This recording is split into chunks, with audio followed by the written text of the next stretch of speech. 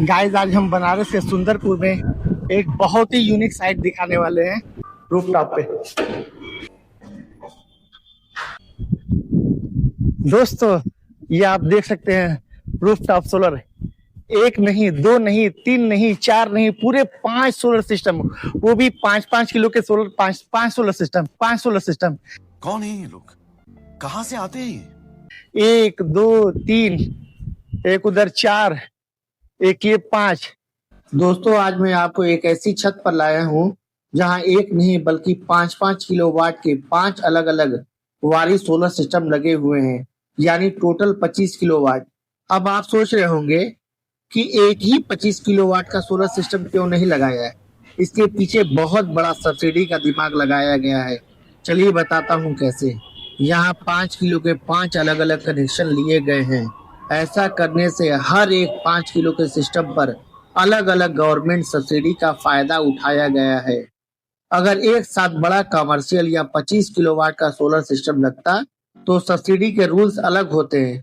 ये एक बहुत स्मार्ट तरीका है मैक्सिमम बेनिफिट लेने का। ये जो सेटअप लगा है इसको कहते हैं ऑन ग्रिड।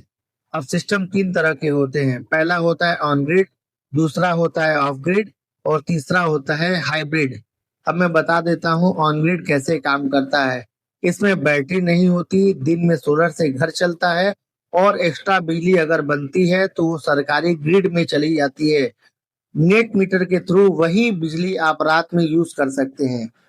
दूसरा होता है ऑफ ग्रिड। इसमें बैटरी लगती है। ये उन जगहों के लिए होता है जहां लाइट बहुत कम रहती है। दिन में सोलर से काम चलता है और रात में वही बिजली जो बैटरी में स्टोर होती है उसका हम यूज करते हैं। और तीसरा होता है हाइब्रिड। ये दोनों का बाप होता है। इसमें ग्रिड का कनेक्शन भी होता है और बैटरी भी यूज होती है। दिन में जब लाइट जाती है तो हमें सोलर से बैकअप मिलता है और रात में हमें बैटरी से बैकअप मिलता है, यानी 24 आवर लाइट हमारे पास रहती है। अब बात कर लेते हैं स्ट्रक्चर की। सोलर पैनल में आखिर स्ट्रक्चर का इतना अहम रोल क्यों होता है? इतने सारे पैनल्स का वजन और हवा का दबाव झेलने के लिए यहाँ जीआई का हाई क्वालिटी स्ट्रक्चर लगता है। स्ट्रक्चर पैनल को एक परफेक्ट एंगल पर रखता है और छत से ऊंचा रखता है ताकि इनके नीचे हवा लगती रहे और पैनल ठंडे रहें। ये स्ट्रक्चर अगले 25 से 30 साल तक तूफान और जंग से बचा कर रखेगा। अब बात कर लेते हैं इन्वर्टर की। बेसिकली हम इन्वर्टर को कन्वर्टर भी बोल सकते हैं। इसलिए जो हमारे सोलर पैनल्स बिजली बनाते हैं वो डीसी करंट में बनाते हैं, यानी डायरेक्ट करंट।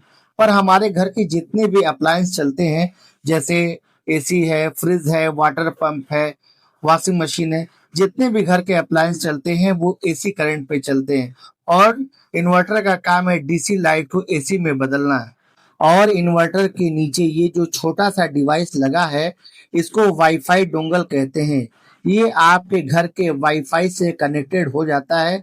इसका फायदा ये है कि आप अपने मोबाइल पर लाइव देख सकते हैं कि आज कितनी बिजली बनी, महीने भर में कितनी बनी और ग्रिड को कितनी भेजी गई। इन्वर्टर अगर कोई एरर देता है तो वो भी आपके मोबाइल पर पता चल जाता है। एक सोलर सिस्टम के लिए अर्थिंग बहुत ज़रूरी होती है। अर्थिंग का मेन काम क्या है मैं आपको बता देता हूँ। बेसिकली 3 अर्थिंग होती है जो ज़मीन में गाड़ी जाती है यानी लगाई जाती है। पहले अर्थिंग का काम होता है लाइटिंग अरेस्टर यानी जिसको एलईडी बोलते हैं। और दूसरा होता है डीसी करंट के लिए, यानी जो सोलर पैनल होता है उनकी सेफ्टी के पर्पज से लगाया जाता है। और तीसरा होता है एसी करंट के लिए, यानी जो घर की लाइट होती है उनकी सेफ्टी के पर्पज से 3 अर्थिंग लगाई जाती है। तीनों का अलग अलग अपना काम होता है। ये त्रिशूल जैसा डिवाइस, इसको एले भी कहते हैं और लाइटिंग अरेस्टर भी कहते हैं। ये आसमानी बिजली से बचाता है। अगर बरसात में आसमानी बिजली गिरती है तो ये उस हैवी करंट को अपने अंदर खींचकर अर्थिंग के जरिए जमीन में उतार देता है, जिससे हमारे लाखों के पैनल्स और इन्वर्टर बिल्कुल सेफ रहते हैं। अगर आपको ये 5-5 किलोवाट के यूनिक सेटअप और सब्सिडी के इस जुगाड़ का आइडिया पसंद आया तो वीडियो को लाइक करें और आगे शेयर जरूर करें। मिलते हैं आपसे नेक्स्ट वीडियो में, तब तक के लिए टाटा और बाय बाय।